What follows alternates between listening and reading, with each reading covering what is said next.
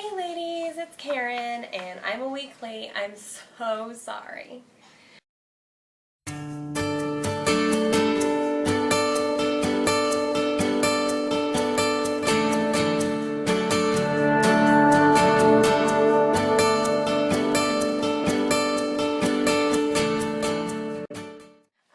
Well, basically I'm going to combine week 7 and 8, really the same.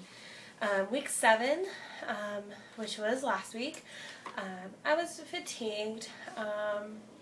Like a nap would be great, but I work full time, so basically when I get home in the evenings, basically between 4:30 and bedtime, I am so overtired, and anything makes the waterworks start, and I cry about everything. And my husband's kind of realized this, and he just tries to stay away from me as best as possible because I'm really unreasonable after I get home from work. Breast enlargement is another one, like for week 7. Nothing fits anymore. None of my typical bras fit anymore. I am now wearing, it's sort of like a sports bra, but it's a non-underwire cotton bra from Lane Bryant. They kind of look like a sports bra, but they're not. They don't advertise them as a sports bra. But those fit for now. I'm probably going to have to go up to a larger size, which I am already pretty large. So not happy about that. They are still very tender. Week 8 is the same as week 7. Plus, I've had some mild cramping. And when I've read about it, it says that it's the uterus stretching and that I'm going to feel it. It's not around ligament pain. It's just I'm feeling the uterus muscle stretching. So it kind of feels like the very beginning of period cramps. Last time I talked to you, I was going to be having an ultrasound and a maternal fetal specialist appointment. So I'll stick the ultrasound picture in now. And the maternal fetal specialist appointment, it went okay. So we reviewed my medical history with my blood clotting factors, which I have factor 2 and factor 5.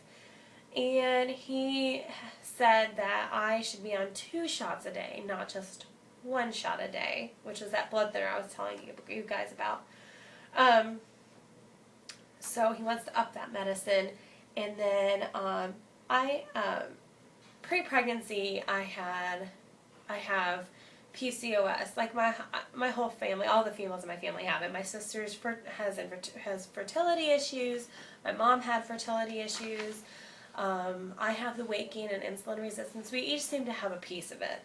So obviously I don't have the fertility issue part, but I certainly have the insulin resistant part. And the doctor explained that all pregnant women are insulin resistant a little bit, and the fact that I am before I was pregnant, being pregnant is just going to exaggerate that. So he said that I can count on being gestational diabetic. So I should probably start to follow that diet now, including going to a diabetic clinic, testing my blood sugars, and going to a dietitian. Fun, right? First sacrifices for my child. Not what I had in mind, but it's what I need to do to have a healthy baby. We did ask what the risk factors are if I were not to take the shots. And he said it could be miscarriage or stillborn. And the way he explained it was that the lowest flowing blood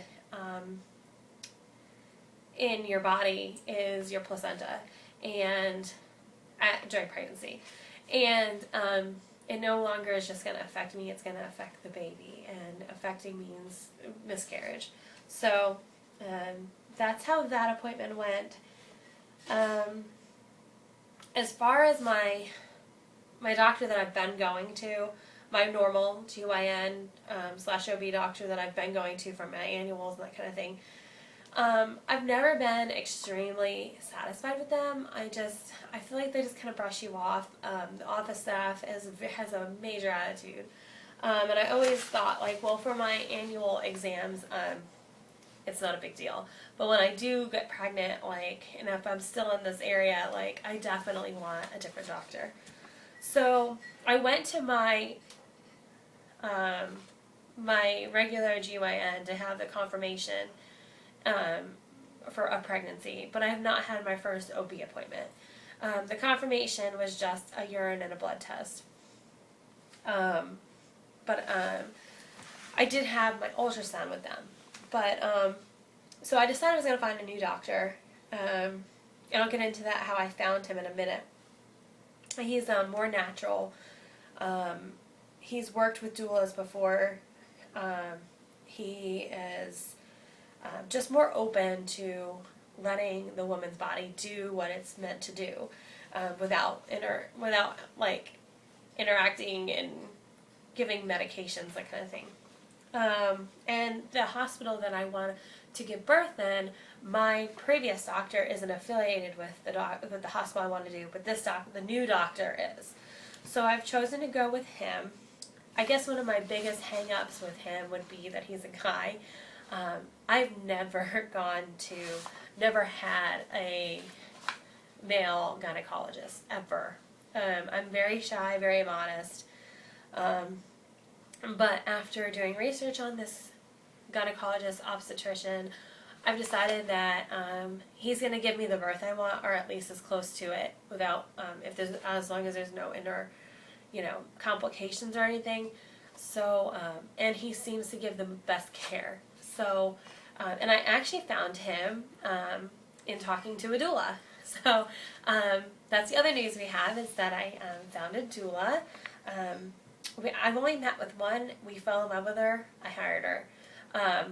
Not on the spot. My husband and I, we took the rest of the day and we thought about it, prayed about it, and we made that decision together. But we chose the doula, and as far as like doula questions and interviewing, I'll post a link to a video below. Julia, she does an awesome job just covering different points, what you should ask, what you should think about. Like, she just brings up a lot of good information that you should bring up in a doula interview. And I did write down every question, intending to have it like question and answer, but it ended up being more of a discussion, and then like we just kind of guided the discussion around my questions, which was pretty cool. So I found my doula, found a new doctor, which I don't see him till next week. And then the hospital I want to go to is about an hour away. We have one about 10 or 15 minutes close, that's like really close to us. And, but I'm not happy with them. I don't like them. They can't even guarantee you a private room postpartum. And that's really important to me, and they're not natural birth friendly. So, I'm willing to drive an hour, hopefully I make it, to the hospital that I want to give birth in. So that's week 7 and 8. The giveaway.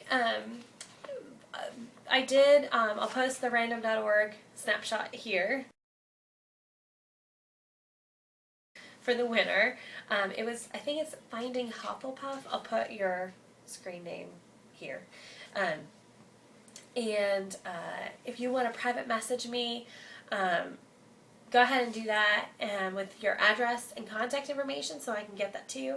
Congratulations on winning, and good luck TTCing. Everyone out there that's having fertility issues and whatnot, baby dust, sticky baby dust, and I'll just do a belly shot real fast. There's really not much to see because I am overweight. Can't see a whole lot, doesn't look much different, but that's it. So I will see you all for week 9, and 9 means that it's a fetus and no longer an embryo. So woo, moving right along. All right, thanks. Bye, ladies. Thanks for watching.